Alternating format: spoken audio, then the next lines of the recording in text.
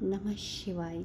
शिव पुराण में भगवान शिव आगे ज्ञान और मोक्ष के बारे में बताते हुए कहते हैं कि मनुष्य को ज्ञान और मोक्ष तब तक प्राप्त नहीं हो सकता जब तक वह अपने कर्म बंधन से छुटकारा नहीं पा लेता।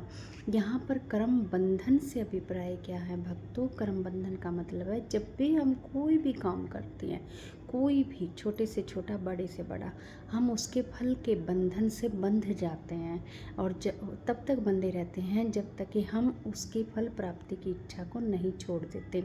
इसीलिए संसार में बार बार हमारा जन्म होता है और इसी के निमित्त हम मित्र या शत्रु बनाते हैं। उदाहरण के लिए हमने किसी की भी हेल्प कर दी तो बदले में हम यश की कामना करते हैं कि उसने 10 लोगों के आगे जाकर हमारी सराहना क्यों नहीं की कि उसने मेरी हेल्प की। अगर हम किसी को दान देते हैं तो फिर उसके मुंह की तरफ देखते कि उसने हमें बहुत सारे आशीर्वाद क्यों नहीं दिए, उसने 10 लोगों को जाके क्यों नहीं बताया कि वो तो बहुत बड़ा दानी है, उसने मेरी इतनी हेल्प की, उसने मुझे इतना दिया।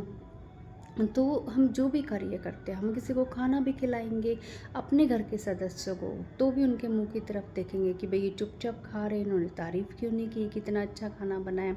हमने किसी को सूट भी प्रेस किया तो हम सोचेंगे कि भाई इसने ये क्यों नहीं कहा कि तुमने बहुत अच्छा काम किया है।